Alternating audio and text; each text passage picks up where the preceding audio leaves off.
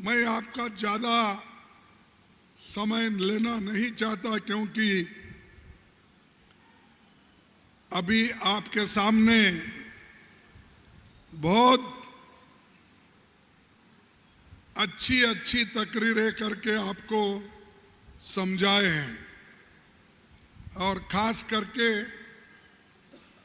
मराठी में कहने के वजह से आपको सब चीज़ें अब मालूम हो गए हैं। साथियों, ये सांगली जो है बहुत ही बड़ा, जो पहले ये सातारे का भाग था, उसके बाद में ये इंडिपेंडेंट जिला बना। इसी जिले में यशवंतराव चव्हाण भी, उनका जन्म हुआ। कर्मवीर भाऊ राव पाटिल का भी जन्म हुआ।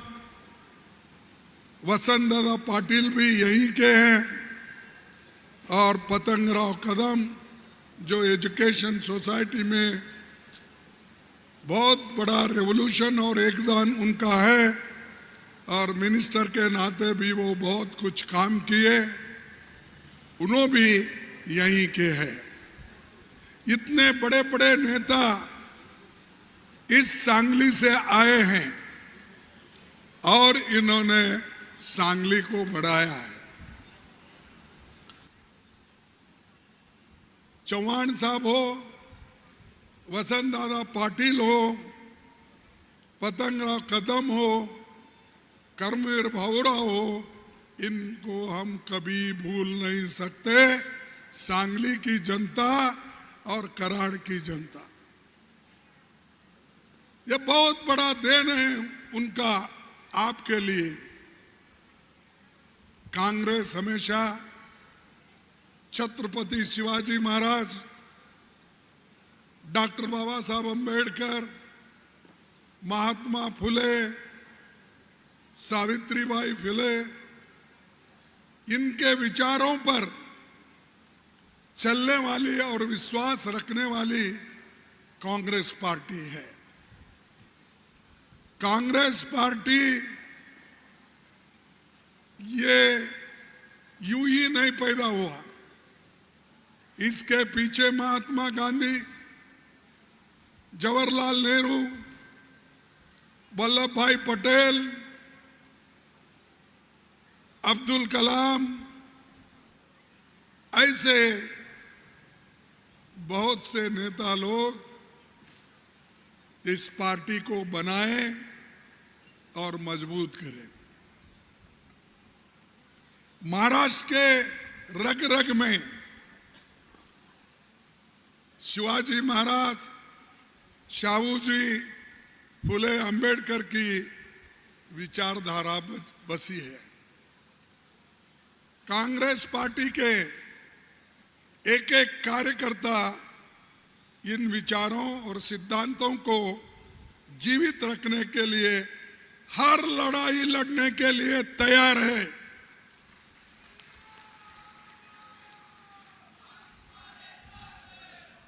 मैं पूछना चाहता हूं, आप शिव शाहू फुले अंबेडकर के विचारधारा से चलने वाले हैं ना? है ना? क्यों इतनी बारीक आवाज से बोल रहे हो? मेरा जैसा आदमी जोर आवाज निकलता है तो आपकी ओ कर रहे, क्या बात है? ये लोग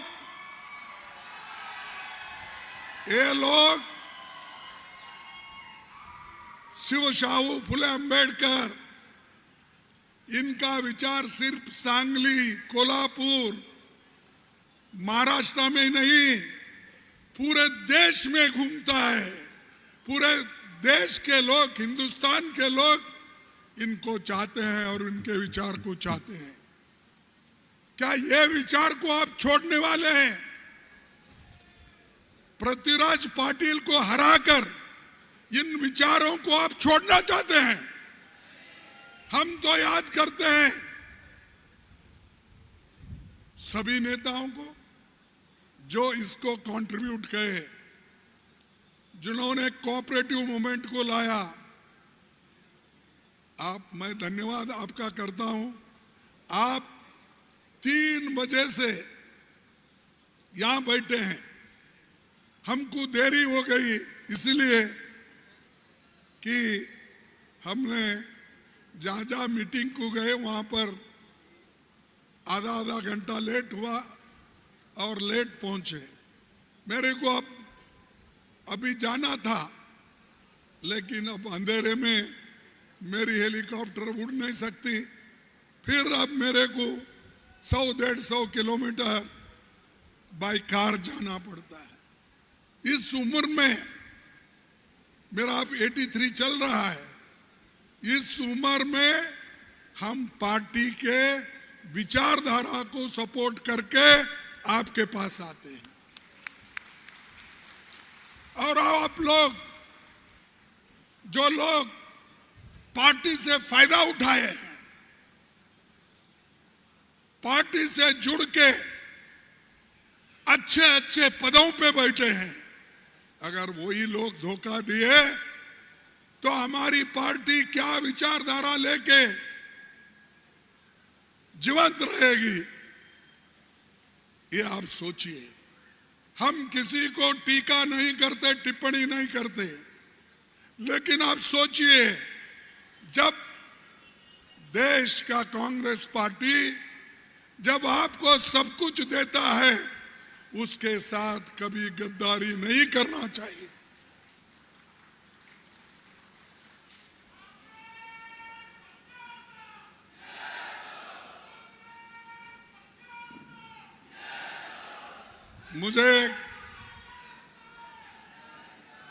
मुझे खुशी है आपने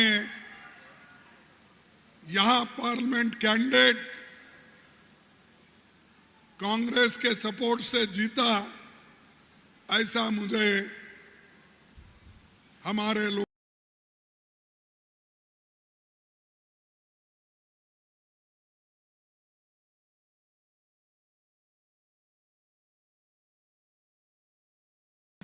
मुझे पता है। इसीलिए हम उनको भी अपने पार्टी में लेकर उनकी इज्जत करते हैं। मैं जो इंडिपेंडेंट महिला ठहरी है, उनका भी मैं इज्जत करता हूं, क्योंकि ये लोग कभी ना कभी हमसे जुड़े हुए हैं, जुड़े के रहेंगे। मैं उन महिलाओं को, अपने चैनीताला को बोला, भाई वो क्या चाहते हैं वो हम चुनाव के बाद तय करके उनको देंगे। फिर मैं, वेणुगोपाल मेरा सेक्रेटरी है, उसको भी बोल के हमने भेजा, चैनीताला को बोल के भेजा। इसलिए भेजा कि वसंत दादा पाटिल के घराने में कोई फूट नहीं होना, सांगली में फूट नहीं होना, और सिर्फ कांग्रेस पार्टी की एकता रखने के लिए मैंने बार बार अपने लोगों को बोल के आश्वासन दिया, लेकिन मेरा आश्वासन काम नहीं आया, क्योंकि जो लोग सोए हुए हैं उनको हम जगा सकते हैं, लेकिन जो लोग सोने का ढोंग करते हैं उनको उठाना मुश्किल है।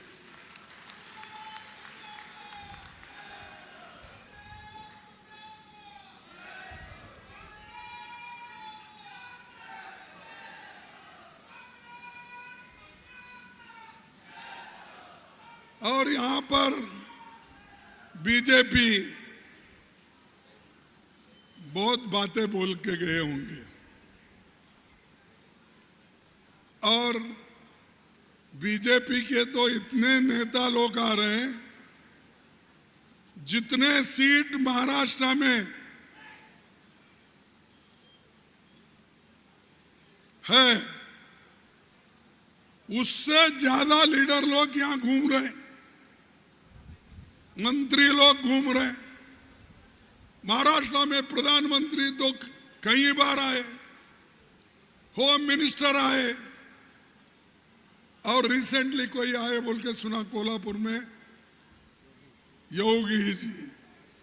वो योगी जी को क्या हो गया मुझे मालूम नहीं। वहां यूपी हॉस्पिटल में झांसी की लक्ष्मी मेडिकल कॉलेज में आग लग के 10 बच्चे मर गए। ऐसा हादसा हुआ, लेकिन उनका महाराष्ट्र में घूमना बंद नहीं हुआ। अब फिर परसों कल क्या कुछ गए हैं। मैं पूछना चाहता हूं, भाई ये तो असेंबली का चुनाव है, क्या प्रधानमंत्री बनाने का चुनाव है? प्रधानमंत्री तो आप बन गए, बनने के बावजूद भी आपकी अधिकार की दाह जो है अभी समाप्त नहीं हुआ। मोदी साहब कल तक यही थे, अब विदेश में घूम रहे हैं। मणिपुर यहां जल रहा है, लोग मर रहे हैं, आदिवासी औरतों को बेइज्जत किया जा रहा है, वहां रेप हो रहे हैं। लेकिन मोदी मणिपुर को कभी नहीं गए, लेकिन विदेश यात्रा करते फिरे, विदेश यात्रा कर, आज भी विदेश यात्रा कर रहे हैं। अरे पहले तो अपना घर संभालो, उसके बाद देश मजबूत होने के बाद आप कहीं भी फिरो एक आधा, लेकिन सुबह से शाम तक जाना, कभी ट्रंप को मिलना, कभी पाकिस्तान के प्राइम मिनिस्टर को मिलना, कभी चीन के मिलना, कभी रशिया को मिलना, सब तरह घूम रहे। अरे घूम के लाए क्या? या जो है सो संपत्ति को बचाने के बजाय तुम विदेश में घूमते रहते हो, कांग्रेस को गालियां देते रहते हो। सबसे खतरनाक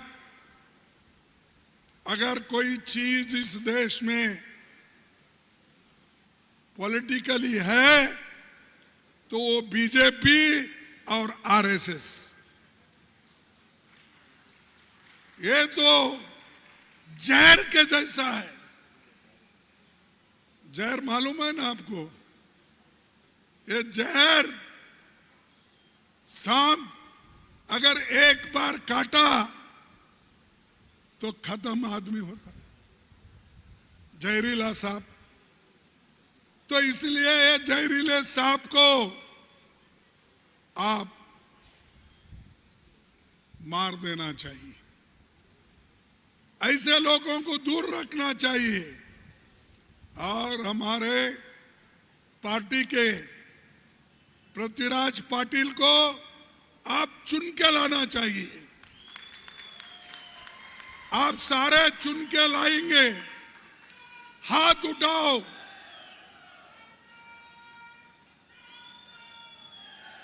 देखो, आपने मुझे आश्वासन दिया है चुन के लाने का। धोखा नहीं होना, धोखा नहीं होगा ना? नहीं होगा ना? देखो, लेकिन ये बीजेपी के लोग बड़े खतरनाक है। रात ये हमारे पास बोलते हैं, खतल रात्रि बोलते हैं कन्नड़ में। तो कब क्या करेंगे, किस भेष में आएंगे, मालूम नहीं होता आपको, क्योंकि खूब पैसा है उनके पास। सत्ता है, और यहां महाराष्ट्र में तो चोरी का सरकार है, और सब चोर मिलके एक सरकार बनाए हैं।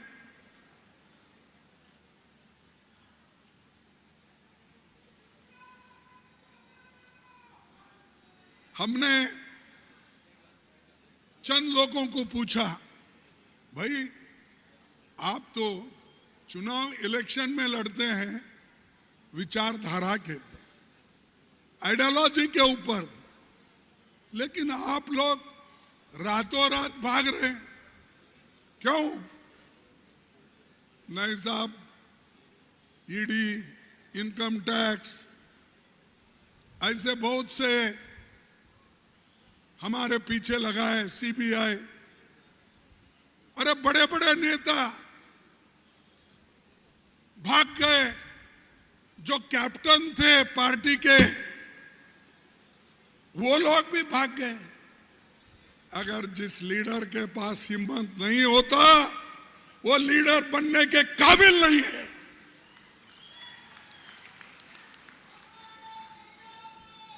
आपको लीडर बनना है, लोगों की हिफाजत भी करना है। अब जब कैप्टन करते रहते हो, आपको जिताना भी है, लेकिन रातों रात वही लोग भाग गए।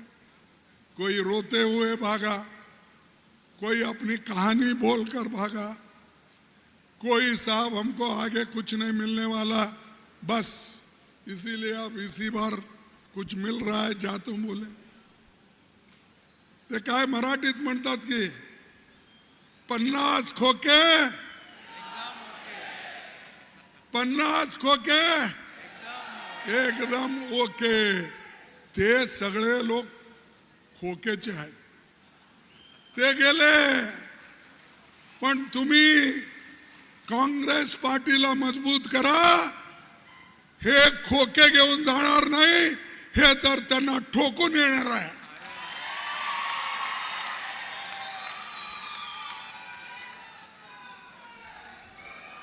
हे तुमच्यासाठी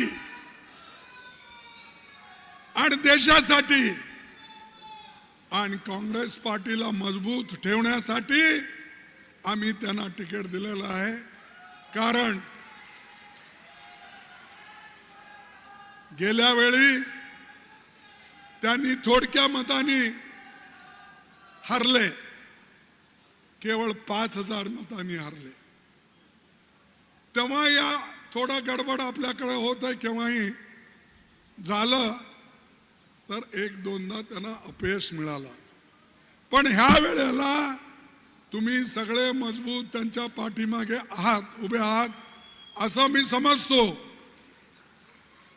आणि ज्या वेळेला तुमचा आशीर्वाद त्यांच्यावर आहे, तर त्यांना कोणी हरवणार नाही।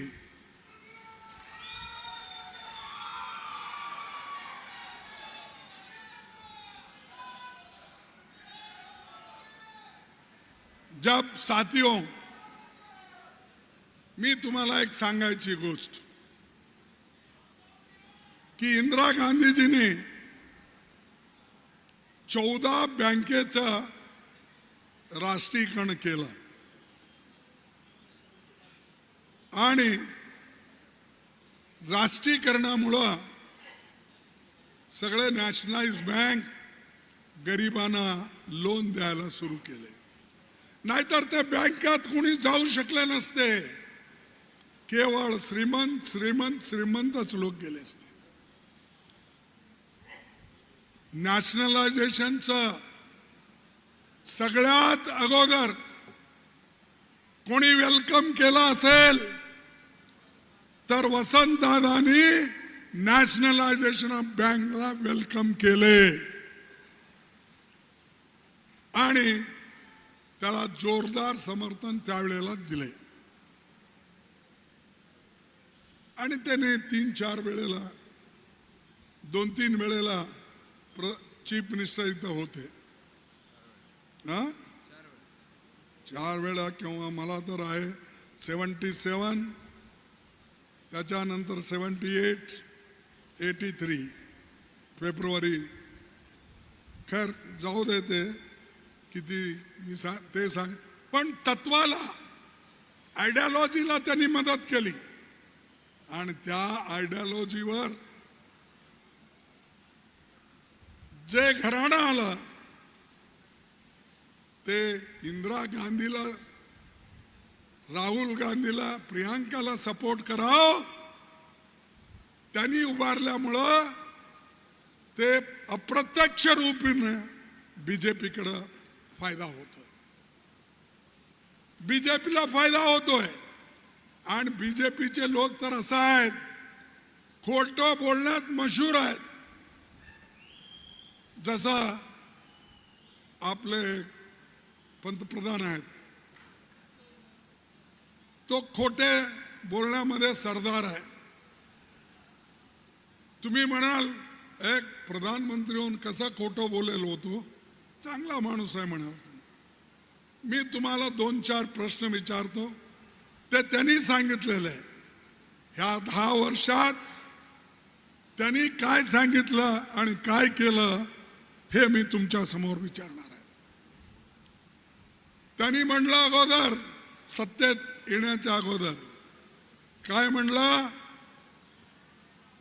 सगळ्यांना बाहेरून पैसे आणून, काळा पैसा आणून तुम्हाला प्रत्येकाच्या जॉबमध्ये 15-15 लाख देतो म्हणले. दिले 15 लाख? दिले नाही? मिळालं नाही तुम्हाला? अरे प्रधानमंत्री कसं खोटं बोलतोय हो, प्रधानमंत्री खोटं बोलतोय. मग नंतर प्रधानमंत्री म्हणाला 2 कोटी नोकऱ्या मी युवकांना देतो. म्हणला की नाही? म्हणले? काय तुम्हाला जोरच नाही. 2 कोटी नोकऱ्या युवकांना देशात मिळाल्या प्रतिवर्ष. प्रतिवर्ष 2 कोटी नोकरी देतो म्हणून जे मोदींनी सांगितलं, 11 वर्षात आतापर्यंत 22 कोटी नोकरी द्यायला पाहिजे होती. दिला? मग काय हो, किती खोटं बोलताय आणि तेही रेटून बोलतोय. त्याच्यानंतर सांगितलं मी नोटबंदी करतो, टेररिस्टला रोकायचं आहे मला, करप्शनला रोकायचं आहे मला. आणि हे नोट करन्सी जे आहेत बोगस निघालेले आहेत त्याला थांबवायचं आहे. हे सगळं सांगितलं महाराज. आणि काय सांगितलं, हे नोटबंदीने देशाला फायदा होईल, तुम्हाला 100 दिवसात हे मी करून दाखवतो म्हणले. त्या नोटबंदीने 100 दिवसात लोकांचा काहीतरी फायदा झाला? अहो गरीब लोक घरात ठेवलेले पैसे, आमची आई बहीण हे सगळे नवऱ्याला न सांगता पुढच्या मुलाच्या लग्नासाठी, जन्मदिवसासाठी, सणासाठी ठेवलेले पैसे सगळे गेले आणि श्रीमंत आणखीन श्रीमंत झाला आणि कोऑपरेटिव्ह डिपार्टमेंट मध्ये ते बदलून घेतले. म्हणूनच मोदी शाह यांच्याकडे आज कोऑपरेटिव्ह डिपार्टमेंट आहे. नाहीतर कोणी होम मिनिस्टर आजपर्यंत कोऑपरेटिव्ह डिपार्टमेंट घेतला नाही. आणि पैसे बदलण्यासाठी ते डिपार्टमेंट घेऊन सगळ्यांना थ्रेट, डीसीसी बँकला थ्रेट,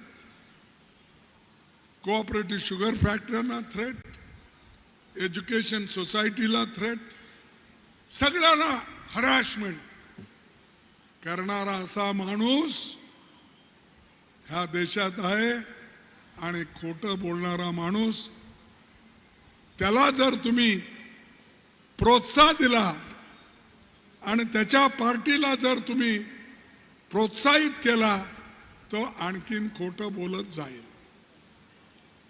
ना. त्याच्यासाठी त्याच्यापासून हुशार राहा. आणि देशात गरीब होत चाललेत, श्रीमंत होत चाललेत. केवळ 5% लोकांच्या हाती 62% संपत्ती आहे. 5% लोकात जवळ 62% संपत्ती आहे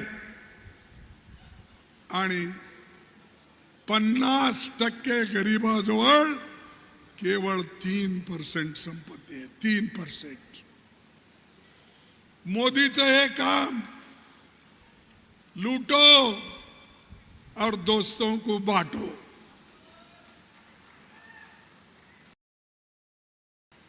अदानी अंबानी को बांट रहे. अरे भाई 16 लाख करोड़ रुपए तुम अपने दोस्तों को बांटे, उनका कर्ज माफ कर दिए. कोई किसान का कर्ज मोदी जी ने माफ कर दिया है,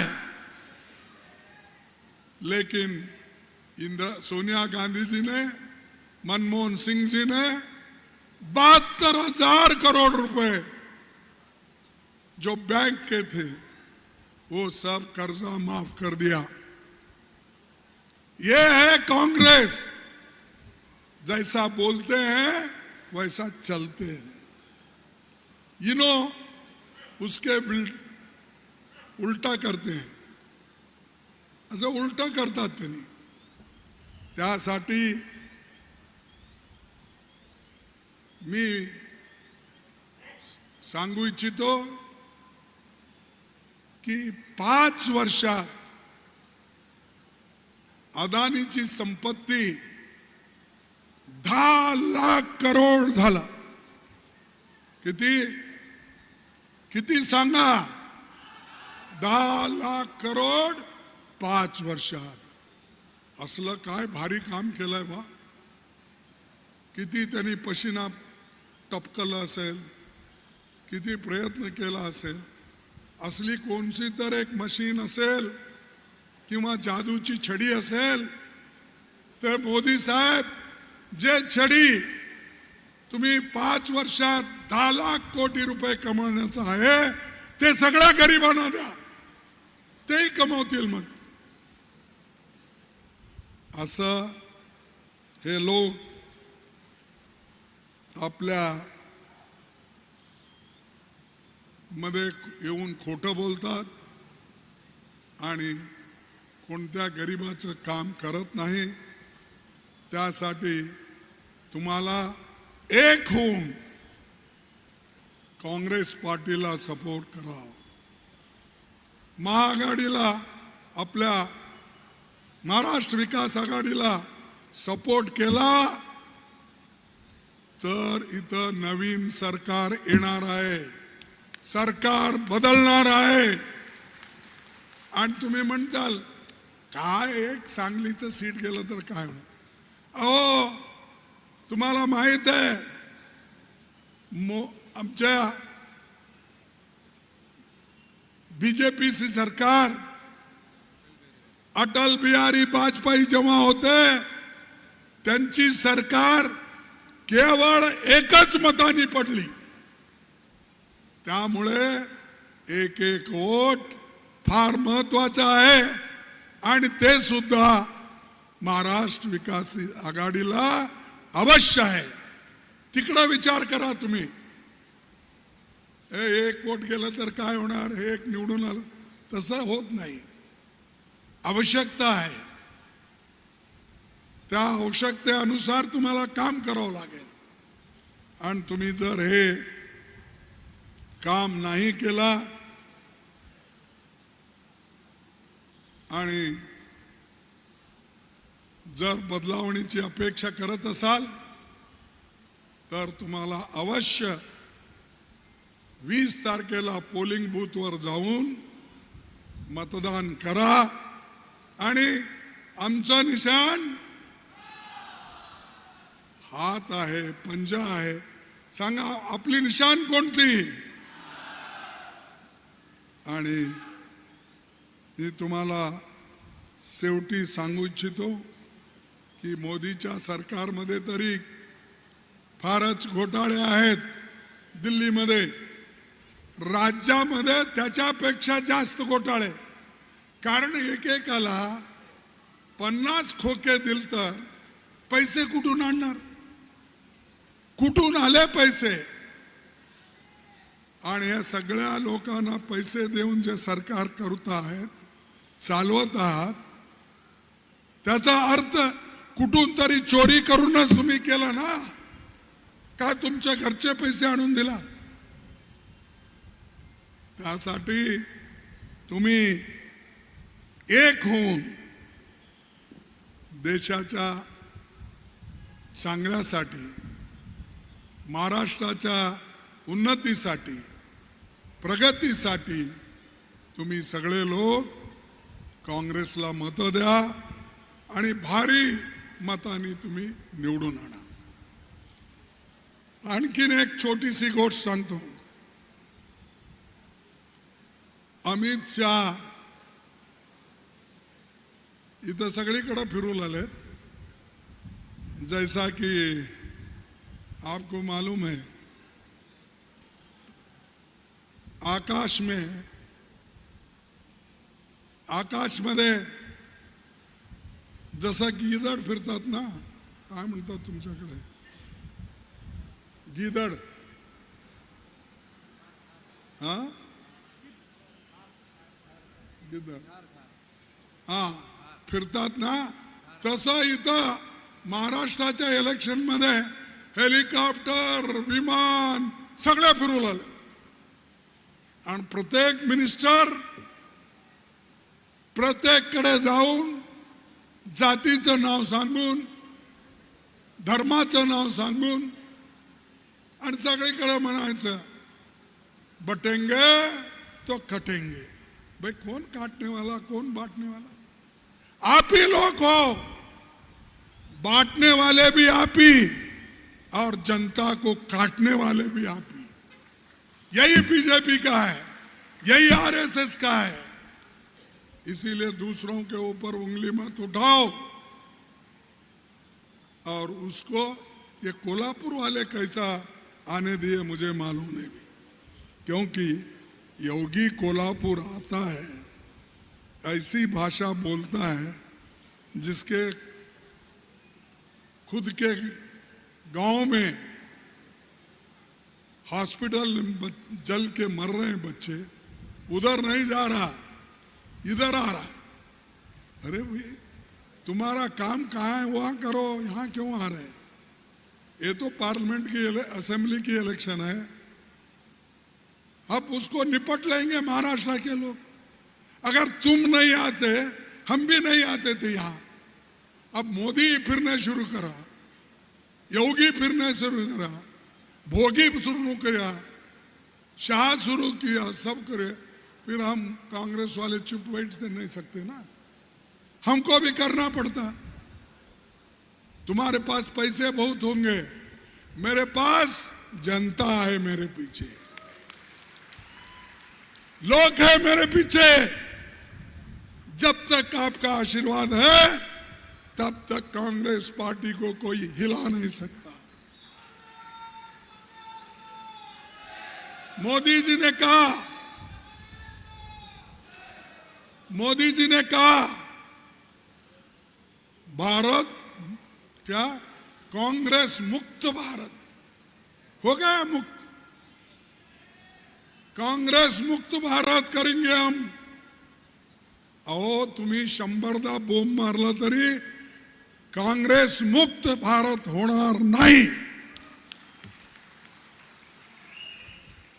आमचे जे आहे, आमचे जे काय म्हणतात, हे लोकतंत्रचे जे हे आहे इसका नहीं भाई, इसका झाड़ के ये अंदर जाते ना, क्या बोलते उसको, रूट्स, हाँ, मुळं. आमचे जे आहे, आमचे मुळं फार आत गेलेत हो. लोकशाहीला टिकवण्यासाठी आम्ही जेवढं काम केलं, नेहरूजींनी जेवढं काम केलं, बाबासाहेबांनी जेवढं काम केलं, तेवढे तुमच्यात कोण आहे तो? ना देशाला स्वातंत्र्य आणून दिला, ना देशातल्या लोकांना सुरक्षित ठेवला. तुमच्या घरात देशासाठी एक माणूसही काम केलेलं नाही. नुसतं ब्रिटिश सरकारमध्ये नोकऱ्या करायचे, टीचर व्हायचे, क्लर्क व्हायचे, हे कामात तुम्ही गुंतला होता. आणि देशातले लोक स्वातंत्र्यासाठी जेलमध्ये गेले. पंडित जवाहरलाल नेहरूजी अहमदनगरच्या जेलमध्ये जवळजवळ 1000 दिवस होते. 1000 दिवस ते जेलमध्ये होते. तिथं त्यांनी डिस्कवरी ऑफ इंडिया हे पुस्तक लिहिलं. तुम्ही काय करता? 4 दिवस जेलमध्ये असला तर माफीनामा मागता, उलट देता, नहीं हम कुछ नहीं करने वाले, गड़बड़ छोड़ दो. अब तक मैं पूछता हूं, कितने लोग बीजेपी में, आरएसएस में देश के लिए लड़के मरे हैं, घर छोड़े हैं? कितने लोग हैं बताओ? कोई नहीं. सिर्फ खाना पीना, मजा करना और भाषण देते चलना. हिंदू मुसलमान, हिंदू मुसलमान. क्या हिंदू मुसलमानों का इलेक्शन है? ये तो महाराष्ट्र प्रदेश का, इसकी उन्नति के लिए, इसकी अच्छाई के लिए, लोगों की भलाई के लिए ये चुनाव है. न हिंदू मुस्लिम नहीं, या सिख ईसाई नहीं, या दूसरे और जाति में झगड़ा लगाने का नहीं. आणि मी तुम्हाला सांगतो, मोदी म्हणतात एक है तो सेफ है. भाई सेफ ये नहीं है, क्यों आया तुम्हारे दिमाग में? बटेंगा बोल के क्यों तुम्हारे दिमाग में आया? किसने डाला? बटेंगे तो कटेंगे म्हणणं कुणासाठी, कशाला तुमच्या डोक्यात हे आलं? एक है तो सेफ है. प्रधानमंत्री बोलतो म्हणजे देशाचं एकी ठेवण्यासाठी तुम्ही प्रयत्न करत नाहीत, हे सांगा मला. तुमच्यात काहीतरी खोट आहे आणि तुम्ही देशाला एक करण्यासाठी तुम्ही तयार नाहीत, असा त्याचा अर्थ निघतोय. आणि संविधान ह्याला वाचवायचं आहे. संविधान सगळ्यासाठी आहे. सगळा 18 वर्षाच्या वर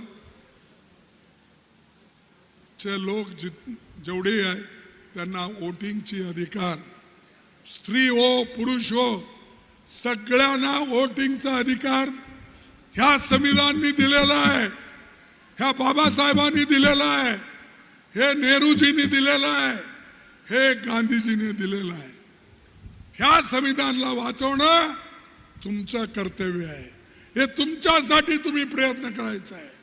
लोकशाहीला वाचवणं हे तुमचं कर्तव्य आहे, तुमच्यासाठी, हे दुसऱ्यासाठी नाही. आपण सुरक्षित राहावं हेच माझी अपेक्षा आहे आणि सगळे मिळून राहावं हे मी तुम्हाला सांगू इच्छितो. और एक बार मैं आपसे ये करूंगा कि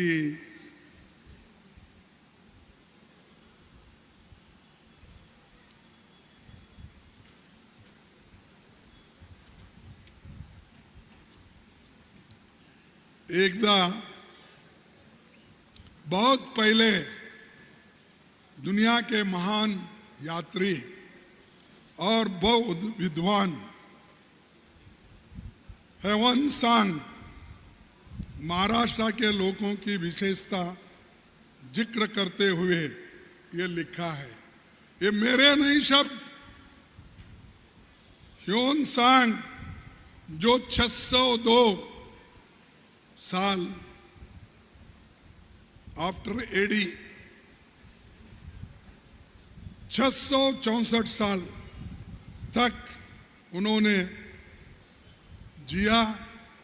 उन्होंने ये विशेषताएं महाराष्ट्र के लोगों के बारे में लिखा। महाराष्ट्र के लोग सद्व्यवहार का आभार मानते हैं। महाराष्ट्र के लोग सद्व्यवहार का आभार मानते हैं। परोपकार की भावना से पीड़ितों की निस्वार्थ सेवा करने को हमेशा तैयार रहते हैं। कळालं तुम्हाला? काही रिएक्शन नाही म्हणजे तुम्हाला कळालं नाही। महाराष्ट्र के लोग सद्व्यवहार का आभार मानते हैं। अगर कोई अच्छा बर्ताव किया तो वो लोग उसका धन्यवाद करते हैं। परोपकार की भावना से पीड़ितों की निस्वार्थ सेवा करने को हमेशा तैयार है। जो मुश्किल में रहते हैं लोग, उनको मदद करने में कभी महाराष्ट्र के लोग आगे पीछे नहीं देखते। यही वो चाइनीज बौद्ध धर्म को मानने वाला जो यहाँ पर आया था उसने कहा। परंतु हानि पहुंचाने वाले से, और एक बार पढ़ता हूं, हानि पहुंचाने वाले से बदला लेना तथा अपने अपमान का कलंक धोना अपना कर्तव्य समझते हैं। अगर उनका अपमान होता है वो कभी सहन नहीं करते, लेकिन बाकी के लोगों को वो सम्मान भी देते हैं। तो ऐसा मेरा महाराष्ट्र है, ऐसा हमारा महाराष्ट्र है। इसको आकर यहाँ पर मोदी खेल खेल रहे। अरे तुमने तो शिवाजी का पुतला लगाया, वो गिर गया नहीं? सिंधुदुर्ग में जब मोदी ने उसका उद्घाटन किया, दूसरे दिन गिर गया।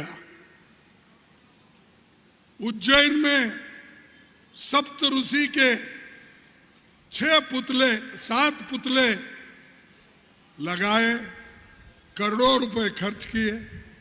मोदी उद्घाटन करे, 8 दिन में वो गिर गया। मोदी जी अयोध्या का उद्घाटन किए मंदिर का, और लोकसभा बिल्डिंग का उद्घाटन करे पार्लियामेंट का, वो दोनों टपक रहे। इनका हाथ गुण है मुझे मालूम नहीं। अयोध्या टपक रहा है, पार्लियामेंट टपक रहा है, सप्त ऋषि के सभी पुतले उड़ गए, शिवाजी का पुतला गिर गया। ये अपमान देश के लिए है, महाराष्ट्र के लिए है, शिवाजी के लिए है। गड़बड़ी में आना, कुछ तो प्रोग्राम दो बोलना, उसको कैंची लगाना, उद्घाटन करना, उद्घाटन करके वो चले, इधर पुतले गिर रहे। ऐसे ये लोग हैं। तो मैं आपसे कहना चाहता हूं कि ऐसे लोगों को आपको दूर भी रखना है। और एक बात मैं और बोलूंगा कि खुद हमको रिपोर्ट मिला है, बीजेपी के लोग पुलिस के थ्रू पैसे बांट रहे हैं, पैसे ला रहे हैं, और पैसे हर जगह उनके आके पहुंचे हैं। अगर एक सरकार खुद ही पैसे बांटती है तो आप ही सोचिए ये देश में लोकशाही बचेगी? बचेगी लोकशाही? तो ये ऐसे मोदी जी करते हैं। और पुलिस वालों को भी ये कहूंगा, भाई आज उनका राज है, कल हमारे आने वाला है, तो इसीलिए थोड़ा ध्यान से काम करो, अपना काम कानून के तहत निभाओ। मोदी के कानून के तहत, शाह के कानून के तहत अगर निभाएंगे, यहाँ फडणवीस भी नहीं रहेगा और कौन भी, या शिंदे भी नहीं रहेगा, या कोई गठ नहीं रहेगा, उसका कुछ चलने वाला नहीं। वो नहीं आएंगे तुम्हारे को छुड़ाने के लिए। हम ये चाहते हैं निष्पक्षपात चुनाव हो और लोग अपने इच्छा के अनुसार वोट देना चाहिए, और पैसों से कोई किसी को खरीद नहीं सकता। और आखिरी में एक बात मेरे को कहना है कि यहां पर महंगाई बढ़ गई, उसके बारे में मोदी जी को चिंता नहीं। अनएम्प्लॉयमेंट, बेरोजगारी बढ़ी, उसके बारे में मोदी जी कभी कुछ नहीं बोलते। हमारे शेतकारी भाई, किसान भाई परेशान हैं। सोयाबीन, राइट, उसको अच्छी प्राइस नहीं मिल रही है, कॉटन को अच्छी प्राइस नहीं मिल रही है। तुम लोग बाहर से इंपोर्ट करते हो और हमारे किसानों के दाम गिर जाते हैं। इसकी चिंता आपको इसलिए नहीं है कि आप किसान है नहीं। एक तो व्यापारी है, दूसरा उनको पाप बेचारे को खेतों के बारे में मालूम नहीं। जो कहते हैं उनके दोस्त लोग, वही वो करते हैं। तो आप लोगों को सोचना है, आपको क्या सोयाबीन आज उसकी जो लागत ज्यादा हुई है और 4,800 कितना है वो, तो वो 93 इतना है, लेकिन बाजार में अब बिक रहे हैं 3,500 में।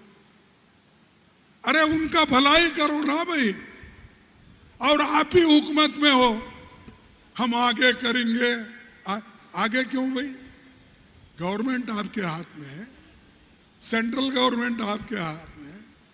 हमारी डबल इंजन की सरकार बोलते हो ना, अरे तुम्हारे डबल इंजन की सरकार यहाँ तो अब घिसर रही है, फिसल रही है।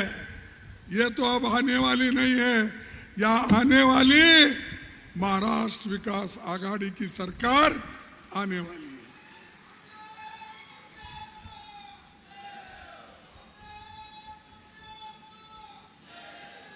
और मैं जो भी किसान हैं, उनका ट्रैक्टर का हो, उनका फर्टिलाइज़र का हो, ये जितने भी आज दाम बढ़ रहे हैं, जीएसटी बढ़ रही है, उसका उनको वो ख्याल नहीं करते।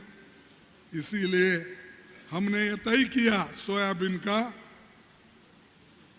उसको 5,000 से 7,000 तक हम सोयाबीन को बोनस के रूप में कर देंगे। और बीमा कंपनियों को मोदी जी ने किसान फसल योजना, क्या प्रधानमंत्री फसल योजना बोलते क्या, बोले 40,000 रुपए उन्होंने ये फसल योजना को, बीमा को जमा कर लिया, 40,000 करोड़। और दिया कितना, उन्होंने उसको वापिस किसानों को कितना दिया, ये सिर्फ 28,000। तो आप ही देखिए, एक एक कंपनी 20-20 हजार, 15,000 फायदा उठा रही है, और वो किसके पैसे हैं? किसानों के पैसे हैं।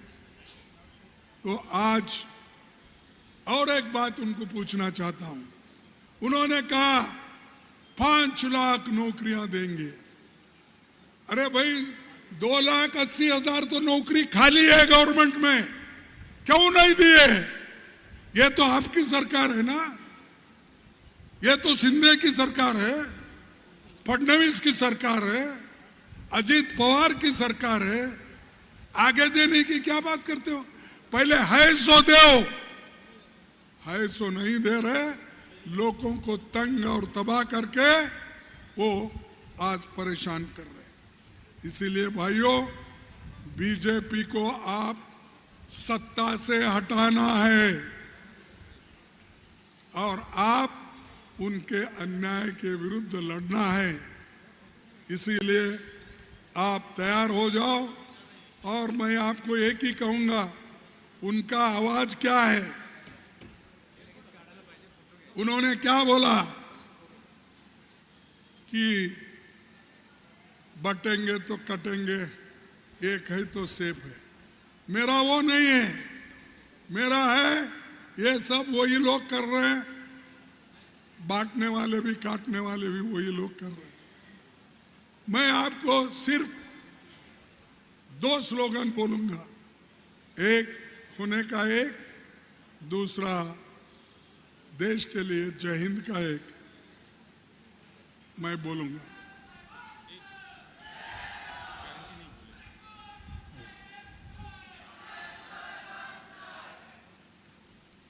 और एक मैं भूल गया कि माफ करना, आप लोगों को तकलीफ दे रहा हूं। और हे बघा, आमचे 5 गॅरंटी आहेत। पहिली गॅरंटी, आमचं महालक्ष्मी योजना अंतर्गत ते 1,500 रुपये देतात, आम्ही 3,000 रुपये देऊ।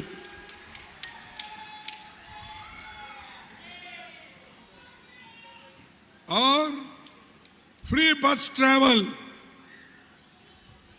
मोफत बस आमच्या आईनो तुमच्यासाठी है, फ्री बस। और उसी के साथ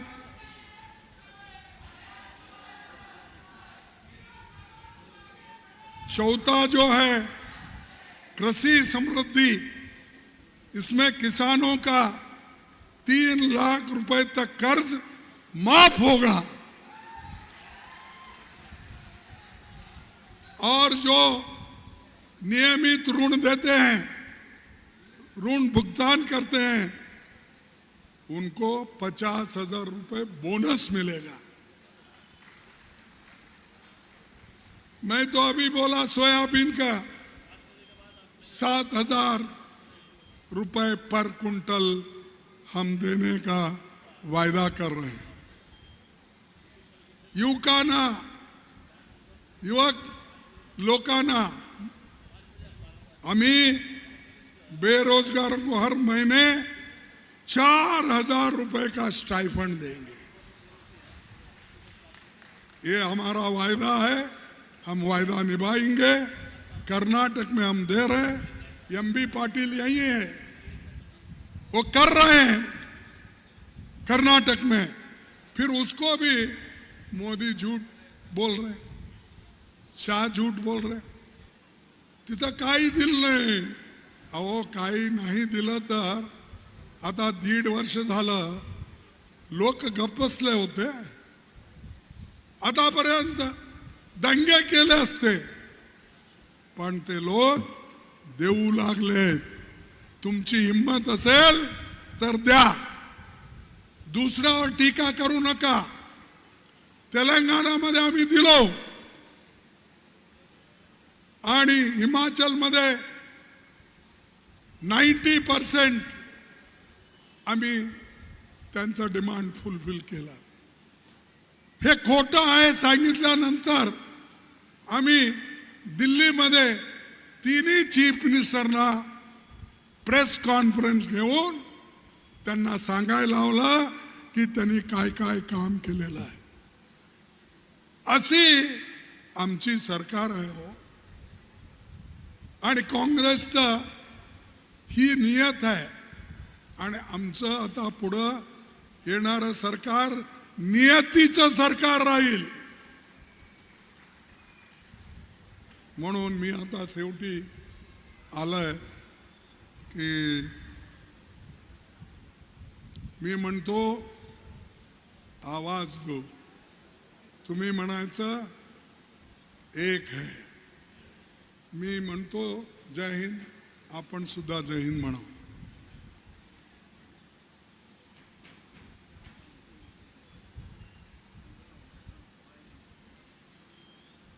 आवाज दो, आवाज दो, आवाज दो. जय हिंद, जय हिंद, जय हिंद, जय कांग्रेस, जय कांग्रेस, जय कांग्रेस. बोलो छत्रपति शिवाजी महाराज की, शिवाजी महाराज की, बाबा साहब अंबेडकर की. जय हिंद, जय भीम. धन्यवाद.